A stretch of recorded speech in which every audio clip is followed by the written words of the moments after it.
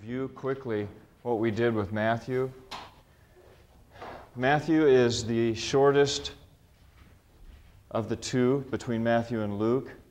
And remember what is characteristic of Matthew is that it's about the big picture.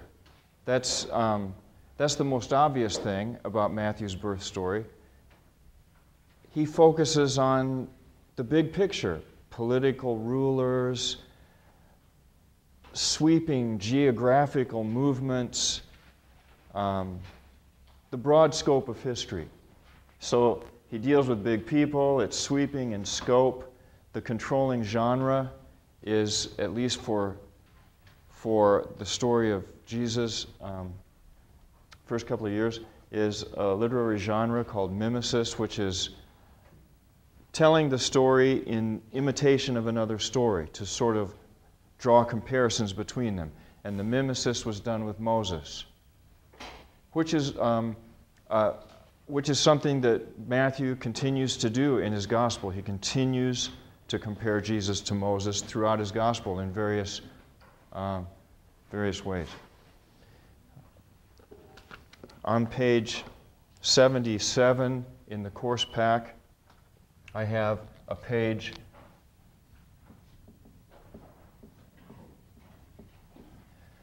on the birth story in Matthew. So at your own leisure, you can take a look at that and look at the smaller details and notes that I have about Matthew.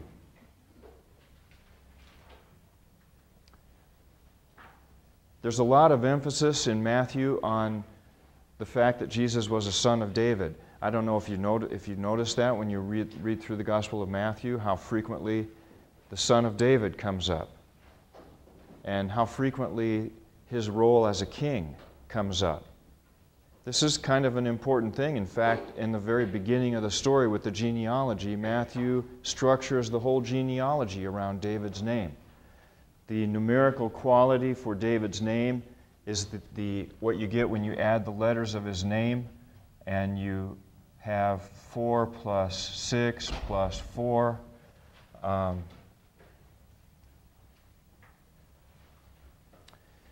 Equals 14. So the numerical quality of David's name is 14. Matthew structures his genealogy with 3 sets of 14 generations. The very center name is David. It's very beautifully done. There is, for those who have eyes to see, this writer is composing this document with a lot of finesse, with a lot of style. And it would be so presumptuous of us to assume that he doesn't have larger things in mind than just telling a historical story, which is one of the things that I hope you take away from this class. That these writers are very good at what they do. And they don't have a small agenda in mind at all. In fact, what they're doing as they tell the story is they're trying to fill out a description of who Jesus is and why he is significant for you, the reader. How much of it you get depends on how perceptively you read. With the focus on David, obviously there's attention drawn to the Davidic covenant, which was given in 2 Samuel chapter 7, verses 12 to 15, where Yahweh made a covenant with David and promised him that someone from his line would rule over the kingdom of Israel forever. That's sort of lying in the background. We also know from the Davidic covenant that the king over Israel would be called Son of God, which is one of the significances of the title of Jesus, Son of God, in the Gospels. Normally we jump, sometimes prematurely, to the conclusion that Son of God refers to his deity. In Jewish literature, Son of God refers to royalty. It was a synonym for Son of David. When a king who was a son of David was enthroned, was coronated, he became the Son of God. Psalm chapter 2 is a coronation psalm. celebrates this. Obviously, every time a title was applied to Jesus, it fit and it didn't fit at the same time. So these titles became much larger than they were, at least in their beginnings. And we can see just how large the Son of God title grew when we look at the Gospel of John.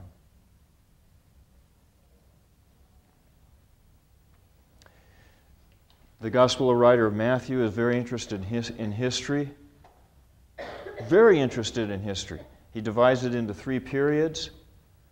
And so you get an idea, even though Jesus is born into a very hostile environment, and almost as soon as he starts walking, his life is threatened.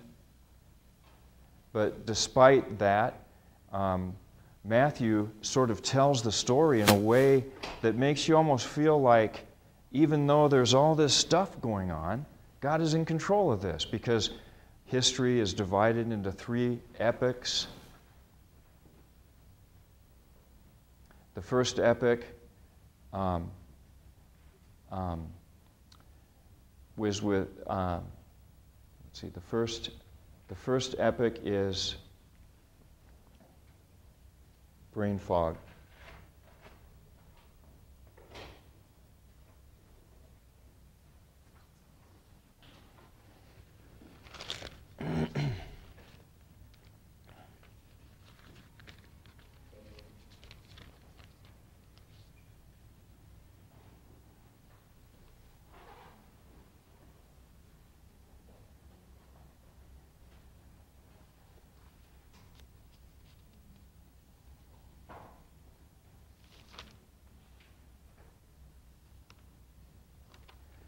So the first epic is Abraham to David.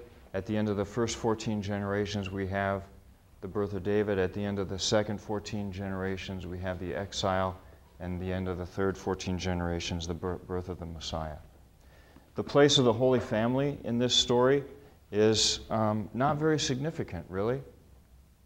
I mean, I don't know if you paid attention, but Mary's name is only kind of mentioned incidentally.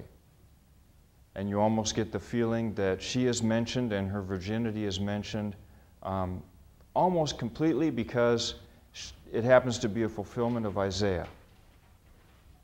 Otherwise, it's not an important part of this story. Fulfillment of history is a very important part.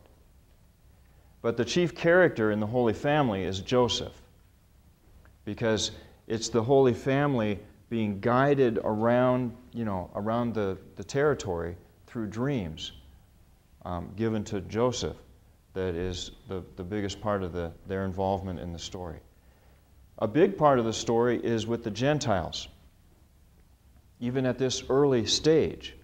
I told you there was sort of a tension in the Gospel of Matthew between the Jews and the Gentiles. The tension, Matthew starts weaving that tension into the story at the very beginning. The very first person to worship Jesus as the Son of David are Gentiles. The 4 women, maybe 5 women, who are included in the birth narrative are all Gentiles. Tamar, Rahab, Ruth, Bathsheba, these are all Gentile women. Each one of these women, their lives was sort of followed by a sexual scandal. And Mary fits comfortably within this group, if not just for the sexual scandal part, maybe also for the Gentile part. Although we're going to see when we look at the Proto-Evangelium of James that that Mary was definitely a Jewish woman, at least in this text. But it's almost suggested to us by this one that she was Gentile. Maybe not. I'm not going to press that because I don't think a case can be made either way. But even if you leave Mary out of the group as a Gentile woman, you've got these other 4 women who definitely are Gentiles. This is kind of significant. So I'd like to look at Luke's birth story, kind of comparing it to this, to sort of help you get an idea of how differently these writers tell the story. For Luke's birth story, which occurs in the first 2 chapters of Luke, it isn't the big people that he's interested in. It isn't the big picture. It's the small picture that Luke is interested in, the small people. Because if you look at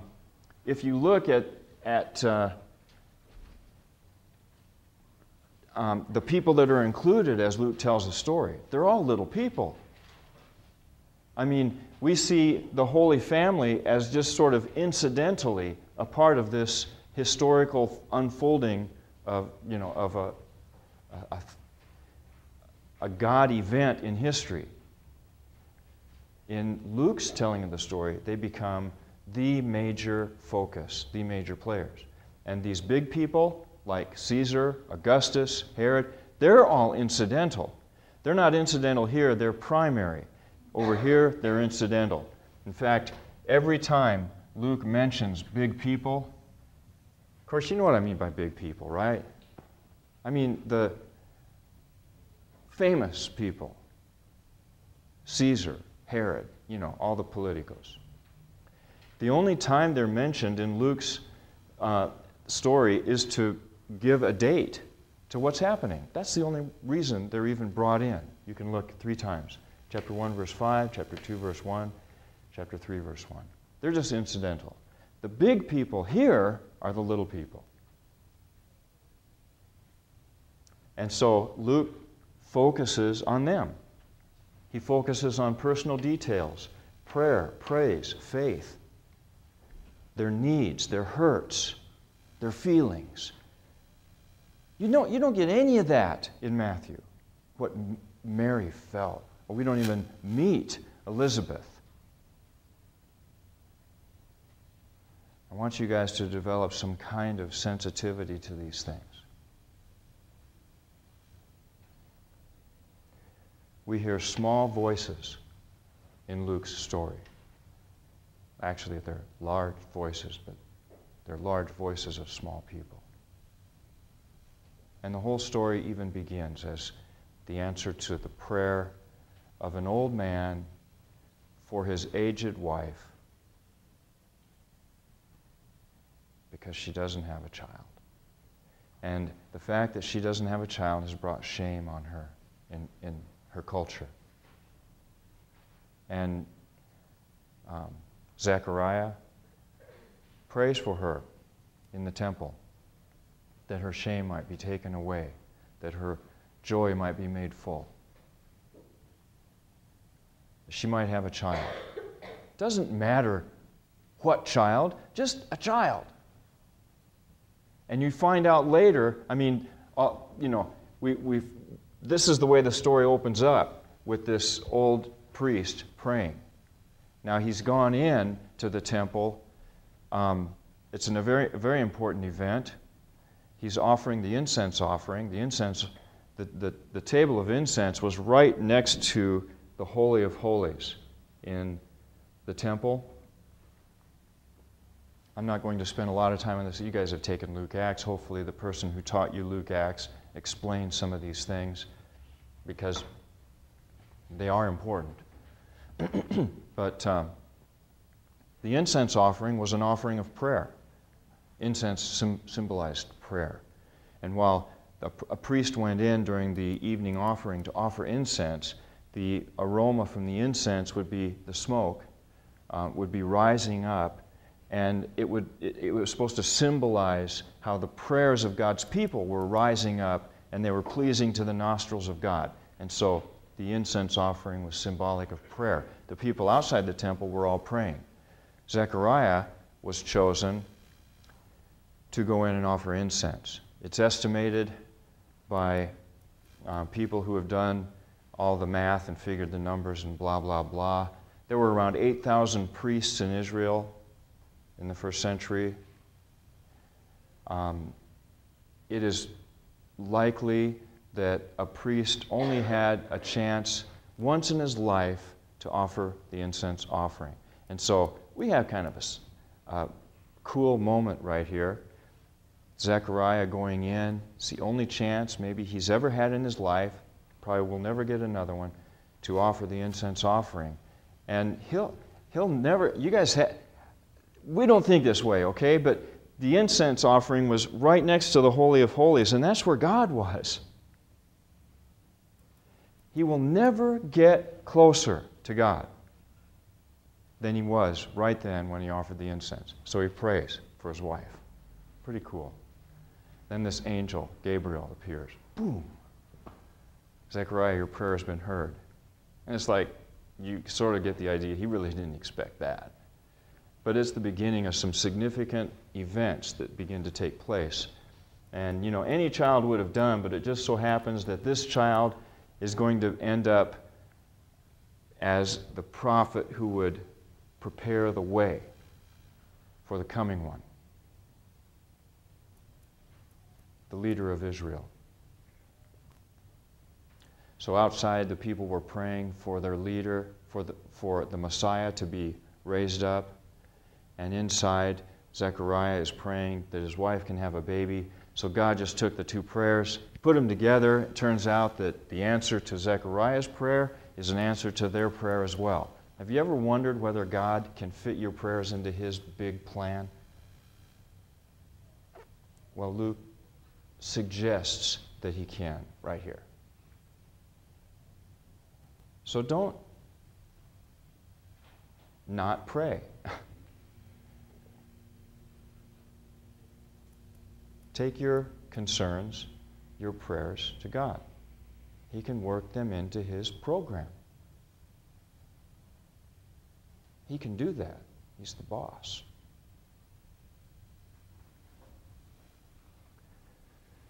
So we've got Luke's story filled with little people, shepherds, priests, widows, old people, little children.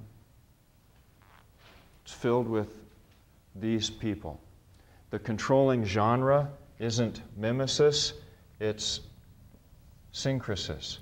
Synkrisis is a genre, basically it was a genre of comparison where two characters, the story is told using two characters and they're played off of each other. One is compared to the other. You learn about one by learning about the other.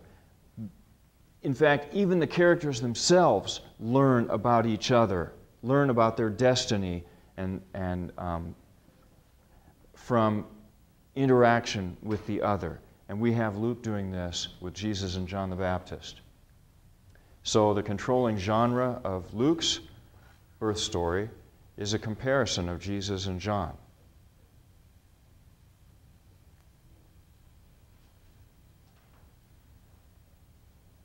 In the course pack on page 78, I give some elaborate examples of how meticulous Luke is in comparing almost every little detail of their birth.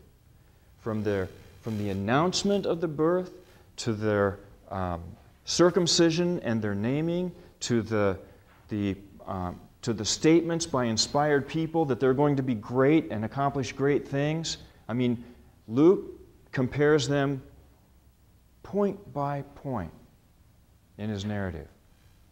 And the whole purpose for comparing Jesus and John in this birth narrative is lost on us.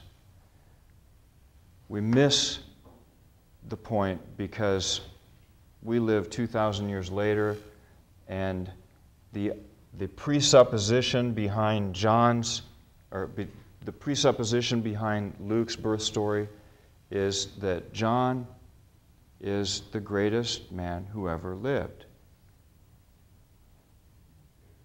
And Jesus, by comparing his birth to John's, shows that Jesus is greater than John. Now, the reason that doesn't work very well for us is because it doesn't mean anything to us to say that Jesus is greater than John. We've been saying that for a long time, and so it means nothing. And that's why a lot of people read Luke's birth narrative and they never get the point. I don't think I have ever heard a sermon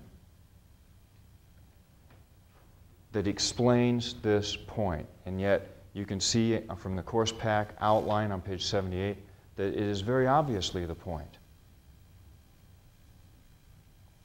Why don't we get it? Because, you know, we say, I know Jesus, but who is John? Don't we? You know what they said then? I know John, but who is Jesus? On page 79 of the course pack, I've got a whole series of passages in Luke where John is mentioned. And you would be really amazed at some of the things that Jesus says about John, suggesting his greatness.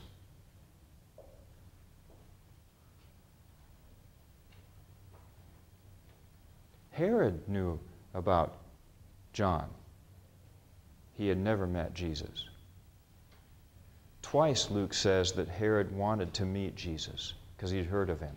He knew John really well. In fact, he had John killed.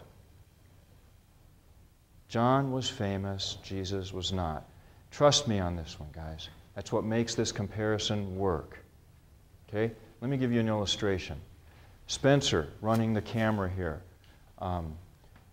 from my church. He's very talented with, in fact, later on in the semester I'm going to show you two music videos that Spencer has done for me. The first one is to a song by Skillet. The second one is to a song by the Rolling Stones. And they're brilliant. Okay? I think that Spencer has a very bright future in cinematography or whatever he chooses to do. So if I said something like, okay, now we all know that Mel Gibson is a talented filmmaker now, right? Because of the recent movie. So if I said this, Spencer is greater than Mel Gibson. That would, and I'm talking about him in terms of film making and meaningful media communication. Okay, so if I said Spencer is greater than Mel Gibson, then you would know that I'm suggesting Spencer is really good. Okay, but if I told you that Spencer is a greater filmmaker than me, well, that means nothing at all, because I've never done it. I wouldn't know how, okay? So if I said Spencer is a greater filmmaker than I am, you're thinking, okay. But if I said Spencer is a greater filmmaker than Mel Gibson, you would say, must be pretty good. I'm going to have to watch this, okay? That's the point. Luke says Jesus is greater than John.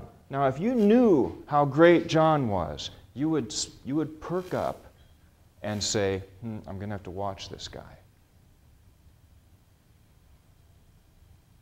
Well, just watch him. Look at Jesus now, 2,000 years later. Luke was right. John was a great man, but Jesus is greater.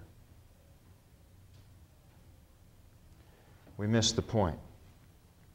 It's not a great loss, right? Because the point has still been made in other ways, but you do miss the point of his birth story.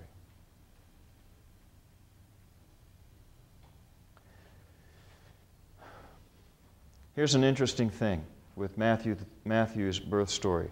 Most people in the early church estimated that by the end of Matthew's birth story, Jesus was probably 5 years old. They estimate that when he moved to Egypt and we had Herod's slaughter of the infants, that he was probably 2 years old at that point because Herod wanted every child that was 2 and younger to be slaughtered. Okay? So let's say he's 2 years old then. Moves to Egypt, comes back. They estimate he was about 5 years old. So we have Jesus at age 5 here.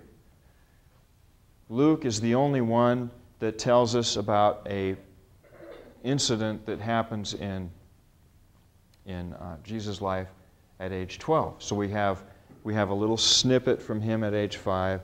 We have a little snippet at age 12.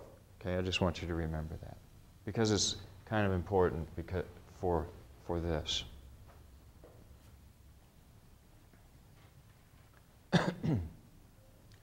Okay, let's move on to this. I want to make just a couple of concluding remarks about Matthew and Luke, and then a couple of remarks about these two Gospels, and then we'll start talking about these.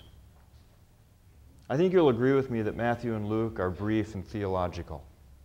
They're very brief, and they're very theological. They develop some very powerful theological statement and comment with the way they tell the story. I think you'd also agree with me that Matthew and Luke leave considerable gaps in the story. Like, haven't you read through these first, these chapters run very quickly. Haven't you ever wondered about things that happened to Jesus, to Mary, to Joseph, any of them? The stuff that they don't say, have you ever wondered about any of that? Let's call those gaps, the gaps that they leave. Like, have you ever wondered if Jesus ever cried? Because kids, when they're little and they get mad and they don't get their way, they cry. Do you think Jesus ever did that?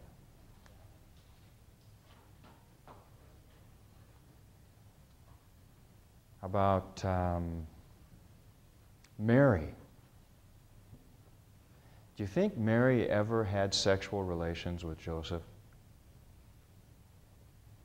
I mean, she was a virgin when she conceived Jesus, and according to some doctrine of the later church, she was a virgin when she died. Have you ever wondered about that? Have you ever wondered maybe how she could be a virgin after giving birth? Because isn't virginity when the hymen in a woman's vagina is torn, virginity is lost. And that's the way virginity was tested in antiquity, from the blood. Okay? So how can you have a baby and come out on the other side of that a virgin? Have you ever wondered that?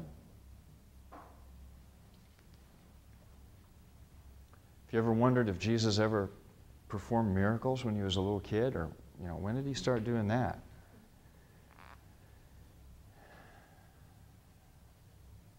Have you ever wondered about where Jesus' brothers and sisters came from? I mean, they're mentioned in Mark chapter 6 that he had brothers and sisters. Have you ever wondered what happened to Joseph? Because, he's gone. You hear his name mentioned as, a carpenter, but he never shows up. I mean, he's not there. What happened to him? What are some other gaps? You guys have any?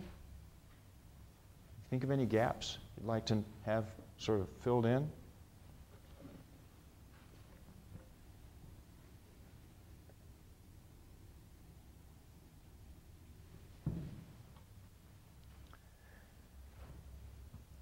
The way Matthew and Luke tell the story suggests a lot of things. Like, look at these two verses from Luke.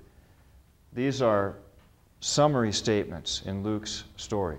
Chapter 2, verse 40. And the child, these are both about Jesus. He also tells summary statements about John the Baptist in chapter 1, verse 81. These are about Jesus, okay? Chapter 2, verse 40. And the child continued to grow and become strong, increasing in wisdom, and the grace of God was upon him. So he continued to grow. Okay, I can imagine that, you know. He was born a little child and he grew, okay. Become strong. I can imagine him becoming strong, increasing in wisdom. Now, some of us might have a bit of a problem with that because we have we perceive Jesus as the Son of God, God incarnate, and sometimes it's hard for us to imagine that he ever grew in wisdom. Like, what did that look like? At what point was he less than omniscient and actually grew in wisdom? You ever thought about that? What does that mean to grow in wisdom? What did he look like when he had less wisdom than he did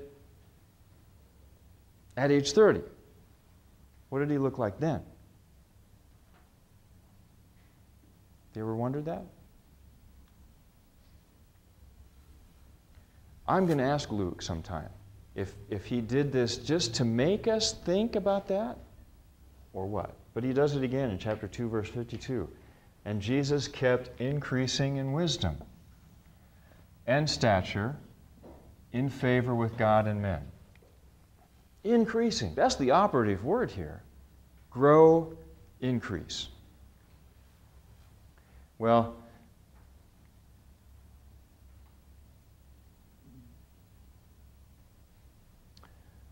at least the Infancy Gospel of Thomas has some pretty creative reflections on this.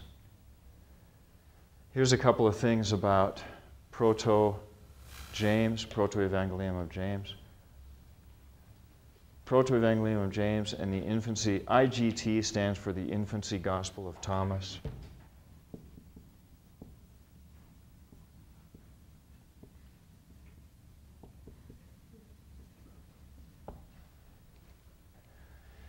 These two documents, they both take characters that in Matthew and Luke are just sort of on the edge of things, and they enlarge them. We learn a lot more about Mary, a lot more about Joseph. We even learn things about Mary's mother. We learn things about Jesus' brothers. So they take characters on the periphery in Matthew and Luke, and they enlarge them. And they also fill in gaps.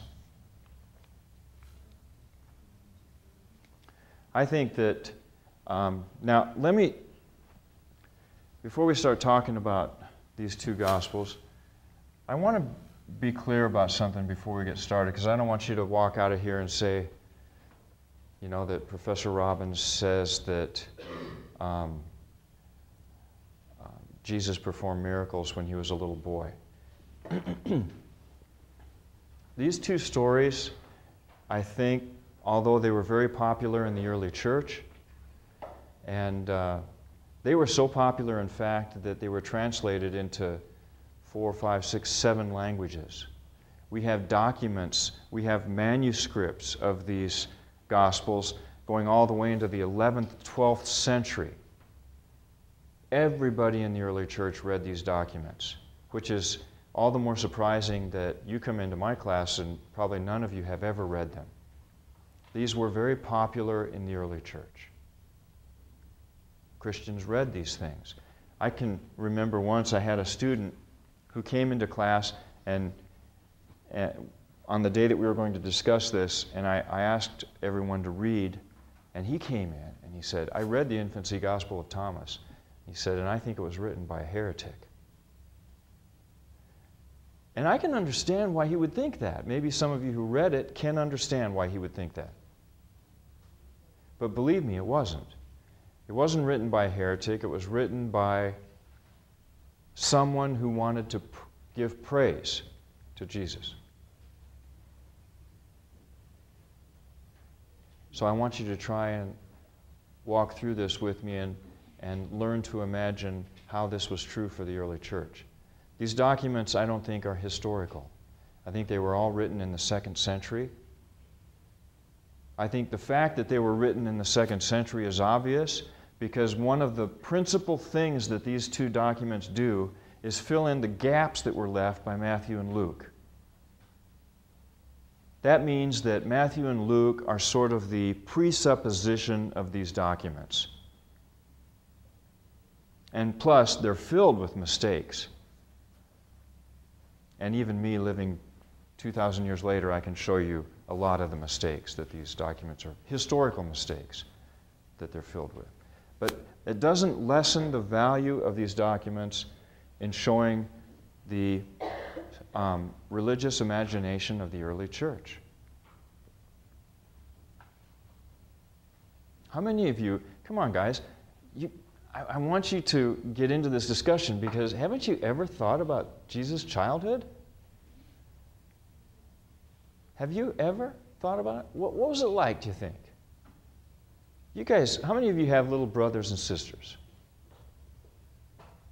Okay, so you have brats in your house. I had a sister 10 years younger, and I really liked my little sister. We're really close now, but you know, my little sister was a brat. I had a brother who was a year and a half older. My brother was a bigger brat than my sister. Do you think Jesus was considered a brat by his brothers and sisters? How much of your normal experience of childhood do you think could be reflected in Jesus? Did he fight with James? Do you think? Did they ever fight?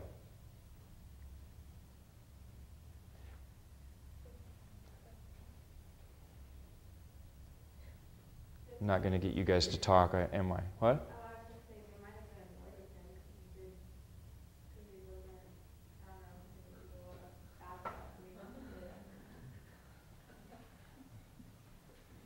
Yeah, I don't think we're ever going to know for sure, are we? But at least... What?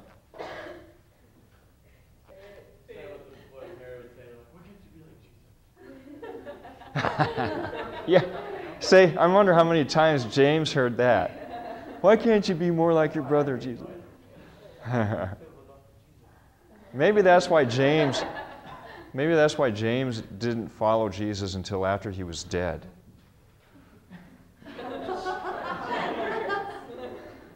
James became a follower of Jesus. In fact, according to Paul, Jesus appeared to him after his death. That was one of the resurrection appearances. James became a leader in the early church. But as far as we can tell, there wasn't anything like that during his lifetime.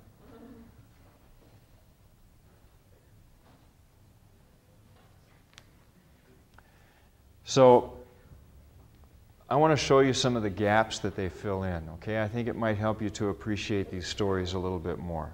Yeah? Sorry, I don't mean to sidetrack you, but is there a roll sheet that's coming out? Oh, well, thanks for... well, thanks for saying that. Okay.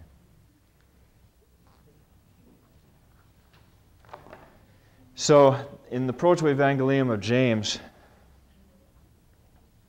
we have a story not just of Jesus' birth, but we have a story in this gospel of Mary's birth. And maybe you can imagine why a story about Mary's birth might have been food for imagination. Don't you think that a woman who was selected to be the mother of God would have to, in some way, be special herself? I mean, more than just a nice little girl. Yeah. Was this story favored by Catholics more than anyone else? Well, I think the Proto-Evangelium of James was probably at the front end of a lot of the speculation about Mary in Roman Catholic theology. In fact, Saint Anna Anna is Mary's mother in this story. And do you know that Martin Luther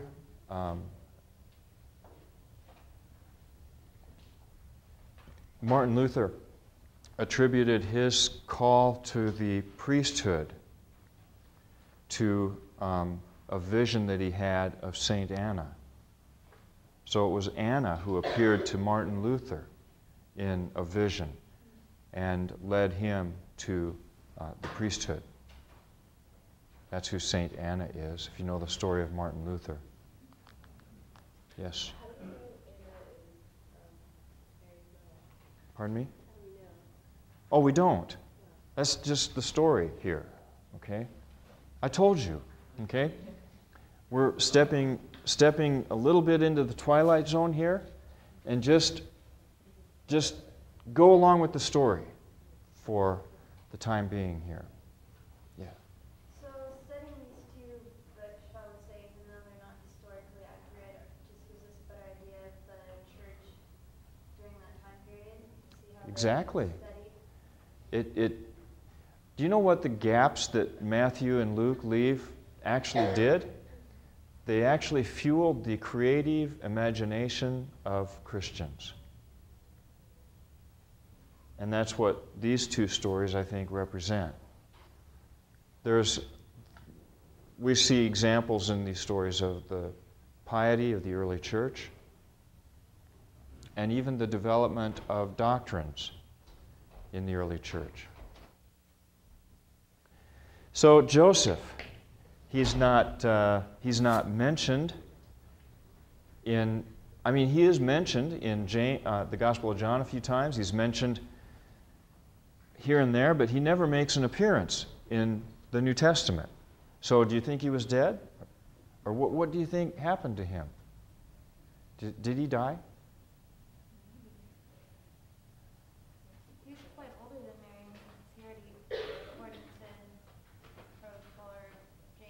Proto-J. You can just call it Proto-J. Because he was already older, had his own sons already. Yeah, well, that's the way it's told here. In fact, one of the solutions to the whole issue of Joseph, and this may be historical, it may not be, is that Joseph was an old man when he married Mary. And he had children already. That's the way the story is told here. I know it sounds gross to you. Mary, 14 years old, marrying an old man who had, But this solves a few problems. It solves the problem of what happened to Joseph. Well, obviously, what happened is he got old and died. It also solves the problem of Jesus' siblings. They weren't from Mary.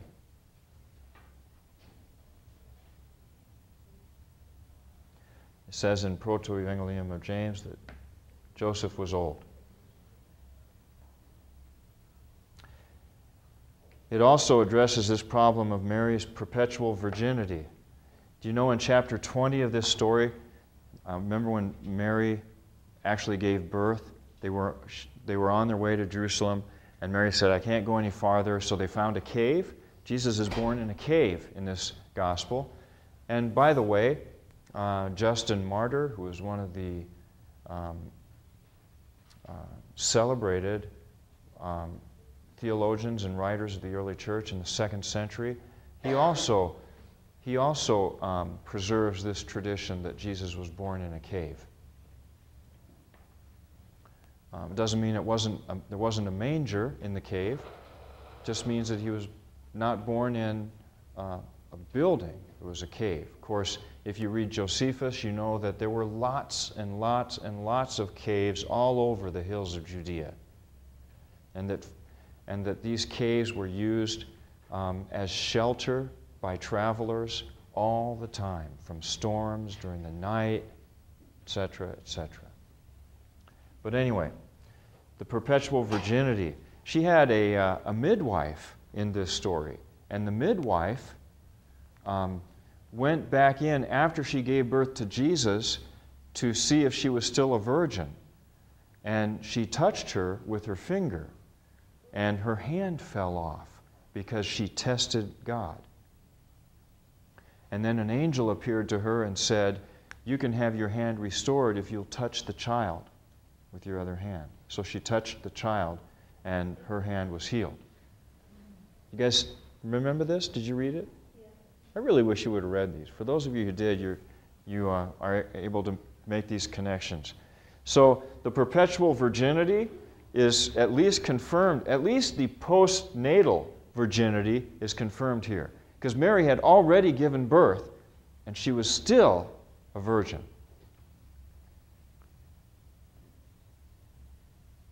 Which also means that virginity here had nothing to do with intercourse. What they were talking about was the physical evidence of virginity. Immaculate conception? Well, according to the story of Proto-J, not only was Jesus conceived immaculately, but so was Mary. And that sort of made her a fit vessel to be the mother of God. We're not really told for sure that it was an immaculate conception in Proto-J, but I think the way the story is told, it kind of suggests it. Let me read it to you.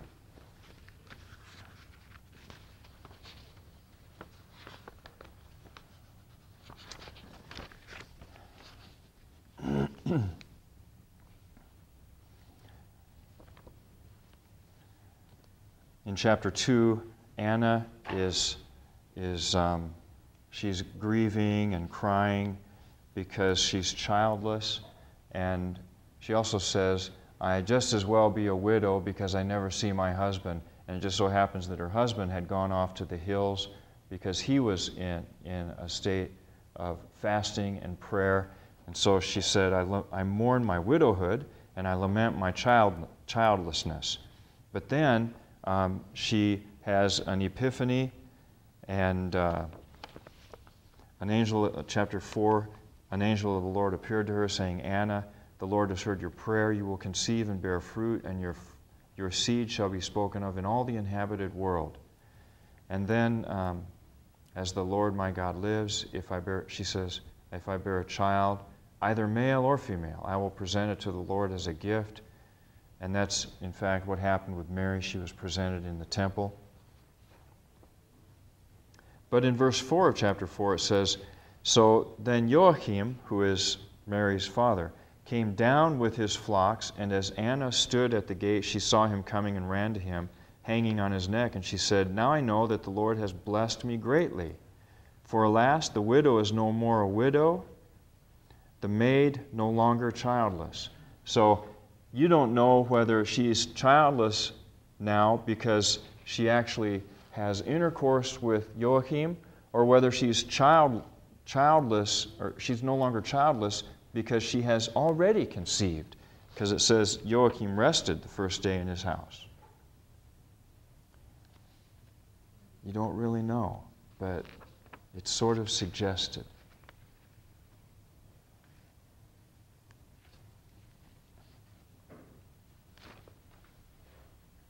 So Mary has a miraculous birth. The things that we learned about Jesus is he was born in a cave, and we also learn from this gospel that, and by the way, here's another problem with Matthew and Luke. According to Matthew and Luke, Jesus was a descendant of David. But both Matthew and Luke present Joseph as the descendant of David, and therefore Jesus could only be his descendant by sort of adoption through Joseph.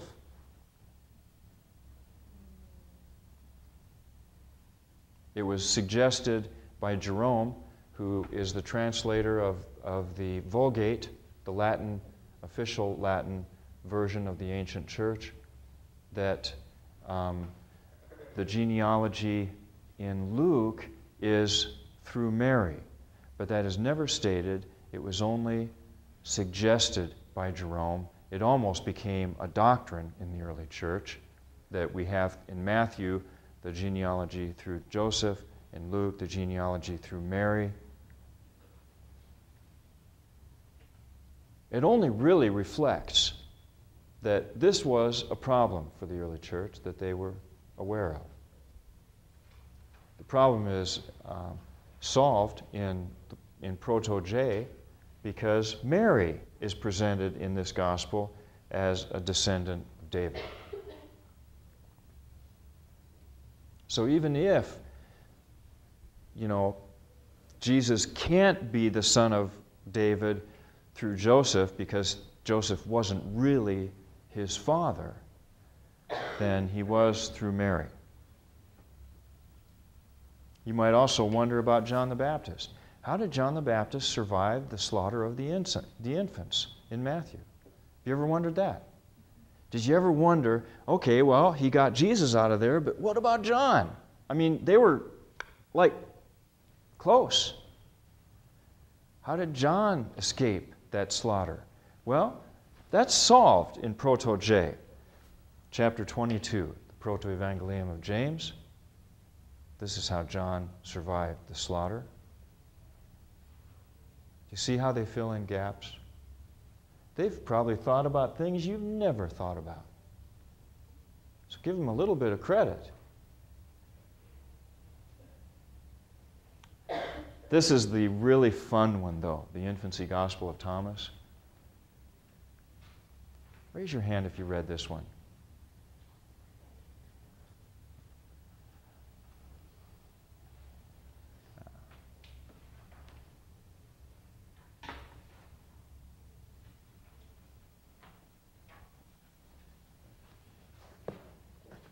Okay, this class goes until 11:10. I'm going to read it to you because only 2 people have read it. You guys have to hear this story. This is too good.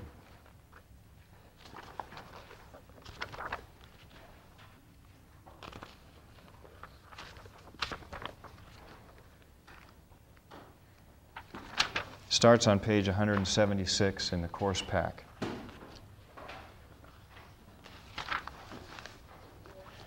Chapter 1, verse 1. It's not very long, guys. This will only take me 5 minutes to read it. It moves along quickly, okay?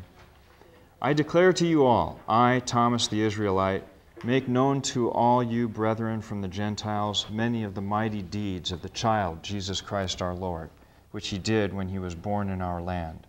Let us begin thus. At age 5,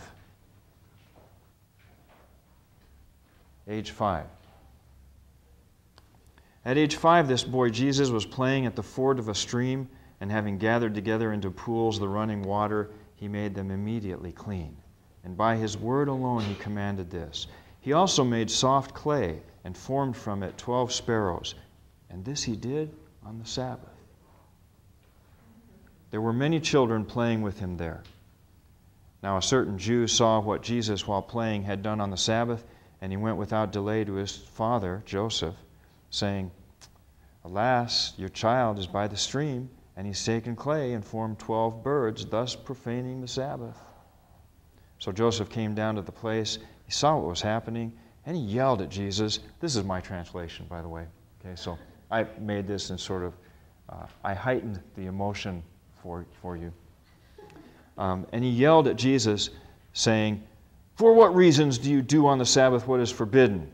Jesus just clapped his hands, shouted at the sparrows, Get out of here! And the sparrows flew away chirping. The Jews saw this, and they were amazed. And they went off and told their leaders what they had seen Jesus do. The guy is 5 years old, man, and he's already in trouble on the Sabbath. Huh?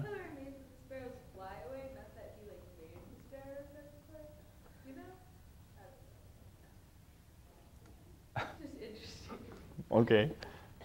Chapter 3. The son of Annas the scribe was standing there with Joseph, and he took a willow branch and he swept away the pools of water that Jesus had made. Jesus saw this and had a fit, saying to him, You unrighteous, ungodly idiot, what did the pools and the water do to you? Behold, now you shall wither like a tree and have neither leaves nor roots nor fruit. And immediately the lad was completely withered. Then Jesus left and went to Joseph's house, while the parents of the withered child carried him away, crying over his lost youth. They took him to Joseph, whom they reproached, saying, What kind of child do you have? who does such things. Isn't this cool? Maybe you don't think so. Chapter 4. On another occasion, he was going through the village when another running child banged into his shoulder. Jesus had another fit and said to him, "You shall go no further." And immediately the child fell dead. Certain people who saw this happen said, "Where does this child come from? For all that he says happens." The parents of the dead child came to Joseph, the poor man. Joseph, all this stuff gets thrown in his face, man. Came to him and blaming him said, "Either you can no longer live with us in this village, since you have such a child, or you must teach him to bless and not to curse, for he is killing our children." So Joseph called the boy aside privately, saying, "Why do you do these things, causing these people to suffer and hate us and persecute us?" Jesus replied, "I know that these words you speak are not really yours. Nevertheless, for your sake I will keep silent. But they will bear their punishment." And immediately those who had accused him were struck blind. Those who saw these things are very afraid and confused, and they said about him that every word that he spoke, whether good or bad, was accomplished and became a spectacle. Seeing the things that Jesus had done, Joseph got up and took Jesus firmly by the ear. But the boy got angry and said to him, "It is only fitting that you should seek and not find, for you have acted extremely stupidly. Don't you know that I am yours? Stop annoying me." Now a teacher, a certain man named Zacchaeus, was standing nearby, and he heard some of the things Jesus said to his father, and he was utterly astonished to hear such things coming from a child. After a few days he drew near to Joseph and said to him, "You have a prudent child, and he has insight. Entrust him to me that he might learn letters, or learn to write. I will also teach him with the letters all knowledge, and introduce him to all the elders, and teach him to honor them as forefathers and fathers, and also to love kids his own age." Instead of kill him. And so he taught him all the letters from the Alpha to the Omega with much review and clarity.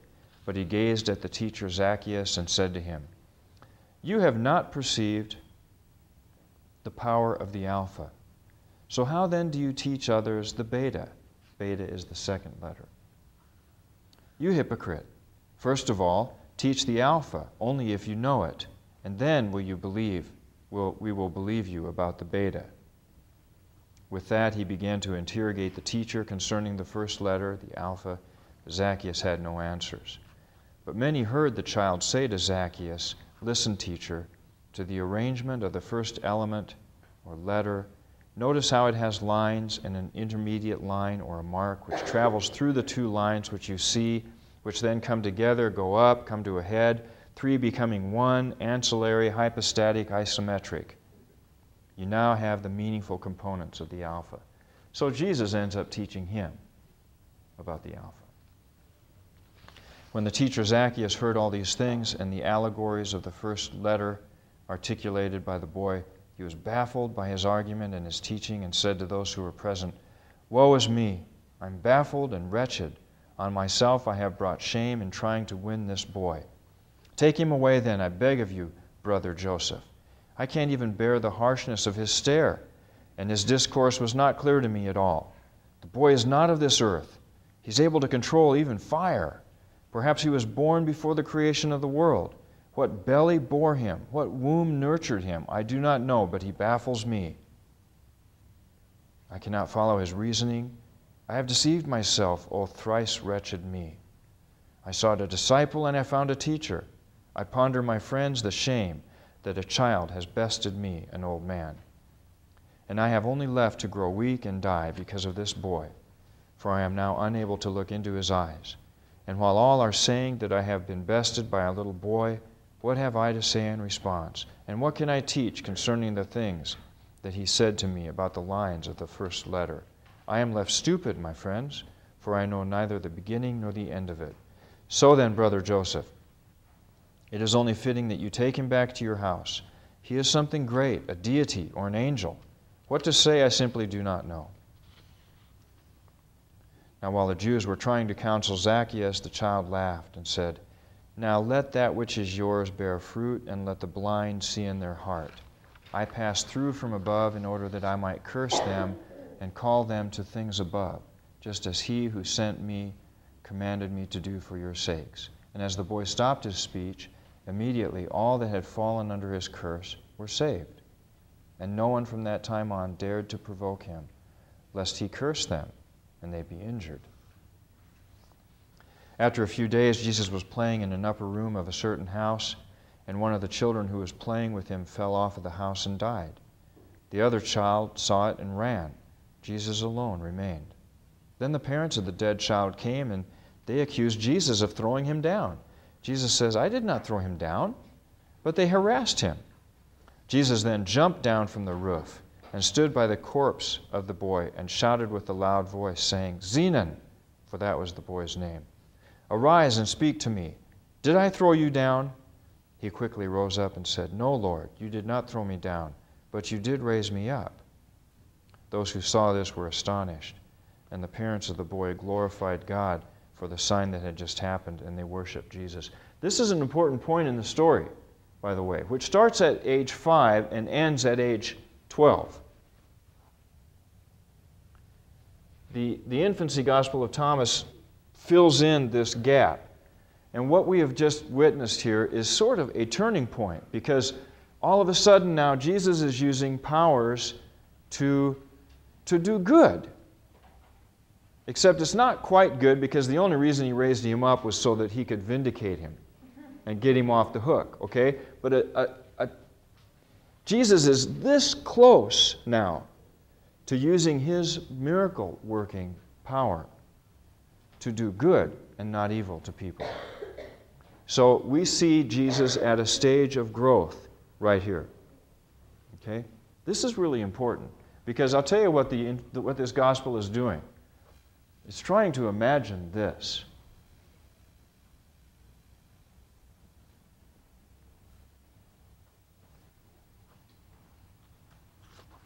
After a few days, a young man was splitting wood in the area when the axe fell and split his foot. He became so drained of blood that he almost died. A crowd gathered and made a commotion. The boy Jesus also ran there, pushed his way through the crowd, took hold of the injured foot, and it was immediately healed. He then said to the young man, Arise now, finish splitting your wood, and remember me. You see a little bit of difference here? Jesus is growing up. The crowd saw what had happened, and they worshiped the boy, saying, Truly the Spirit of God dwells in this child. When he was 6 years old, his mother gave him a pitcher and sent him to draw water and bring it into the house. But in a crowd he had an accident. The pitcher was broken. This would have been a very costly accident. But Jesus spread out the garment he was wearing, filled it with water, and carried it to his mother. When his mother saw this sign, she kissed him, and she guarded in her heart the mysteries which she saw him do. And another time, during planting season, the boy went out with his father to sow seed in the field. During the sowing, his father sowed many seeds, and the boy only one seed. When he had cut it and threshed it, it produced 100 measures. And he called all the poor of the village into the threshing floor and gave to them the grain. So Jesus multiplies food here and gives it to the poor. A miracle which he's going to do again as an adult. In fact, a lot of the miracles that we see in the infancy gospel of Thomas are sort of replications of miracles that he does here. Okay? Like we're going to see him do some more in a minute. His father was a carpenter and made mostly plows and yokes. But on one occasion he received a commission from a rich man to make a couch for him. But when one timber came out shorter than the other, he didn't know what to do. So the boy Jesus says to his father, Put down the two timbers so that they are even from the middle to one end. So Joseph did as the boy said. Then Jesus stood at the other end and grabbed the shorter piece and stretched it, making it equal with the other. His father Joseph saw this and marveled, hugged and kissed the boy, saying, I am blessed because God gave this child to me. You know, I've been a carpenter since like 1973, okay? And I got to tell you, I've worked on a lot of construction crews, and there's a joke that we always pull on new carpenters who come onto a job, you know, apprentices. And if we cut a board short, we'll tell them to go to the tool shed or go to the foreman and tell him that we need the board stretcher. Okay? This is no kidding. We tell this joke, and when I read this, I thought, you mean that joke is 2,000 years old? They were talking about board stretchers back then. Jesus is a board stretcher. I even had that joke pulled on me. I went to the shack to get the board stretcher. Of course, everybody laughs at you, and it's fun after it happens a while. It hurts at first, but after a while, it's kind of funny. But here, Jesus stretches the board. I thought this was funny. Now, when Joseph considered the child's intelligence and his age, that he was becoming a man, he again decided that he should not be ignorant of letters, so he took him to another teacher. The teacher said to Joseph, "First I will instruct him in Greek and then Hebrew." For the teacher knew of the boy's previous experience, and he was afraid of him. Nonetheless, he wrote the alphabet and repeated it for many hours, but Jesus did not answer him. Finally, Jesus said to him, "If you are a worthy teacher and know the letters well, tell me the meaning of alpha, and I will tell you the meaning of beta." This arrogance angered the teacher, and he swatted Jesus on the head. The boy was hurt and cursed him. Immediately he fainted, fell to the ground on his face, and the boy returned to Joseph's house. Joseph was very sad and told the boy's mother not to let him outside the gate, since those who anger him end up dead. Some more time elapsed when another teacher, a very good friend of Joseph, said to him, "Bring the boy to me at the school. Maybe with flattery I can teach him the letters." Joseph replied, "If you are brave, brother, take him with you." So he took him along with him with much fear and trepidation. Though the boy went gladly, and going in boldly into the classroom, he found a book lying on a desk, and taking it, he did not even read the letters which were on it, but rather opened his mouth and began to speak by the Holy Spirit, expounding the Torah to those around. A large crowd then gathered and stood listening to him, and they were astonished at the maturity of his teaching and the aptness of his words, because though being just a boy, he was saying such things. Joseph heard of all this, grew afraid, and ran to the school, wondering whether this teacher also was ineffective or maybe dead. But the teacher said to Joseph, "In order that you might know, brother, I took the child as a disciple. He is full of grace and wisdom. So I ask you to please take him back to your house." As the boy heard these things, he immediately smiled upon him and said, "Since you have spoken and testified correctly, because of you the one afflicted will be healed." And indeed, immediately the other teacher was healed, and Joseph took the boy and went to his home. Then Joseph sent his son James to bind together wood and carry it to the house, and the boy Jesus followed him. While James was collecting the sticks, he was bitten on the hand by a viper. While he was lying there dying, Jesus approached him and breathed on the bite. Immediately his suffering stopped, the viper let go, and James became well. After these things, in the neighborhood of Joseph, a certain young child fell sick and died. The mother wept bitterly. Jesus heard the weeping and the disturbance and ran there quickly. He found the baby dead, touched its breast, and said, "I say to you, child, do not die, but live, and be with your mother." You guys remember when Jesus brought back to life the only son of that widow?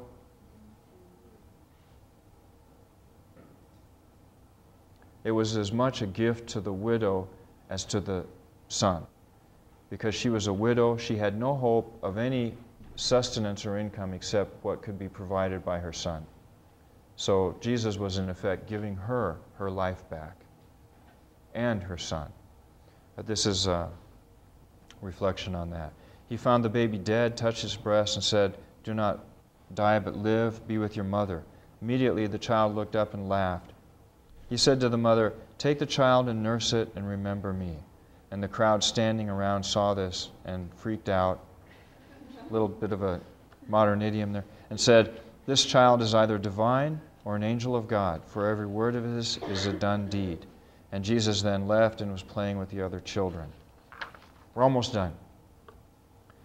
After some time, there was a house under construction, and there was a great commotion. Jesus got up and went there. There he saw a man lying dead, so he took his hand and said, "I say to you, O man, arise and proceed with your work." Immediately the man arose and worshipped him. The crowd witnessing this stood in awe and said, "This child is heavenly, for he saves many souls from death and has power to do it all his life." The last episode in this gospel is the one found in Luke, when Jesus was in the temple at age 12, and it's merely repeated here in the infancy gospel of Thomas. And that ends the story. A story which begins at age 5 and ends at age 12 with the same story that Luke ends Jesus' early childhood with. But it's kind of cool. You see what happens here? At age 5, he violates the Sabbath. At age 6, he causes a playmate in chapter 3 and chapter 4. 2 playmates to fall dead. Eventually, Joseph starts teaching him that he must learn to bless and curse not, which is instruction taken right out of the Sermon on the Mount, or the Sermon on the Plain in Luke chapter 6. Here we have Jesus learning that from his Father. In chapter 5, Jesus takes sight away from someone. When he grows and becomes mature, he gives sight back. In immaturity, he takes life away. In maturity, he gives life back. In immaturity, he takes sight away. In maturity, he gives sight back. They're trying to, I think, give a narrative form, some sort of a recreation of what it must have been like for Jesus to have been a little boy and actually have grown and increased in wisdom. That's the context of this story. And while I think that it's highly unlikely that Jesus was able to perform miracles as a child, we have an interesting story nonetheless. Interesting. But you see, this is the big point I wanted to make, that their intentions were good in telling this story. It might sound sacrilegious and even heretical and vicious and all kinds of other things to us.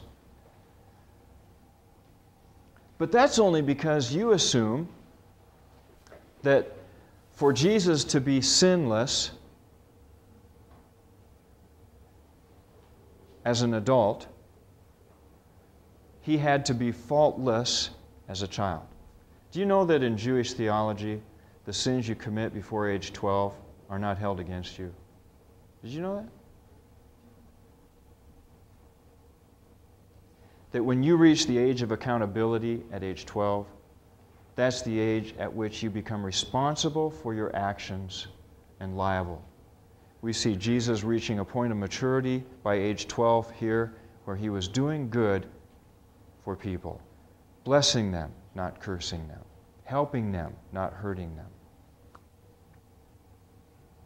By age 12. They've just given form to the story.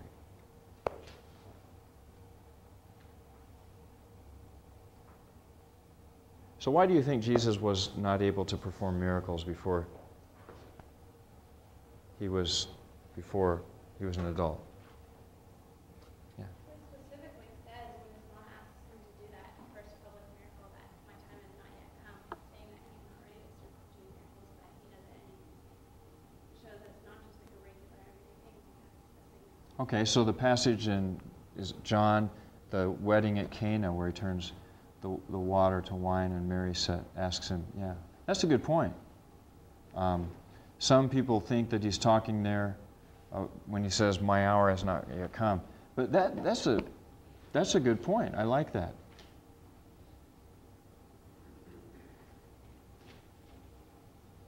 In Luke chapter 4 and in Mark chapter 6, Jesus makes a trip back to Nazareth after his public ministry has begun. And the people in his hometown say to him, we have heard of the things you were doing in Capernaum. We want you to do some of those things here. Doesn't that suggest to you that he didn't do those things in Nazareth when he was a child? That sometime after his baptism by John, he started performing miracles.